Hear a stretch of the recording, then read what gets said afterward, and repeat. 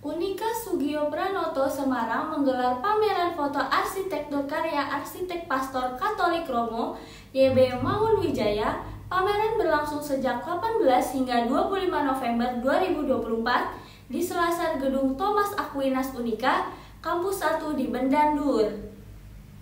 Ada beragam foto arsitektur karya Romo Mangun yang dipamerkan, mulai dari Gereja Bunda Maria Sabta Duka Mendut, Pertapaan Gendono, Gua Maria Sendang Sono, Gereja Santa Maria Assumpta Klaten, Wisma Kuera Dinamika Edukasi SAR, Gereja Santo Albertus Agung Jetis, Permukiman Kalicode di Jogja, Wisma Salam di Magelang, dan lain-lain. Selain itu, ada pula mobil jeep yang digunakan Romo Mangun mengantarkan tugas Sri Sultan Hamengkubuwono ke-9. Rektor Unika Sugiopranoto Semarang Ferdinandus Hindiarto mengatakan semangat arsitektur Romo Mangun patut diteladani, sebab setiap membuat desain bangunan, Romo Mangun mengutamakan nilai guna atau fungsi. Fungsi ini menyangkut berbagai hal, salah satunya soal kenyamanan penghuni di dalamnya. Di Mangunwijaya, siapa yang pernah mendengar nama itu, siapa yang pernah mengenal nama itu, banyak karya yang beliau tinggalkan di bidang kemanusiaan, di bidang pendidikan, di bidang arsitektur. Dan bangsa ini menurut saya harus punya role model, punya tokoh panutan, terutama dalam kemanusiaan. Bagaimana perjuangan Romo Mangun ketika menata Kalicode menjadi rapi, menjadi kultur masyarakat yang luar biasa.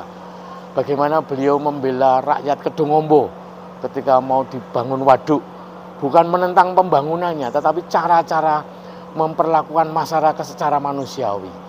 Lalu bagaimana karya-karya arsitektur beliau yang luar biasa, yang sebenarnya cocok untuk Indonesia. Kemudian dalam bidang pendidikan, beliau meninggalkan sekolah yang menurut saya layak dan pantas untuk menjadi salah satu acuan dalam membangun pendidikan kita, yang ditinggalkan beliau di Sekolah Mangunan di Kalasan, Yogyakarta. Sehingga menurut saya, para generasi muda, terutama Gen Z, milenial, juga harus tahu dan mengenal sosok Mangunwijaya, seorang tokoh, seorang pastor yang sudah lintas agama, ya, sudah tidak lagi peduli batas-batas agama tapi demi kemanusiaan. Selain dalam dunia arsitektur, Romo Mangun juga berjasa dalam hal kemanusiaan. Sebagai contoh, yakni Romo Mangun menolak cara pemerintah menggusur warga bantaran Kalicode, Yogyakarta pada 1980-an.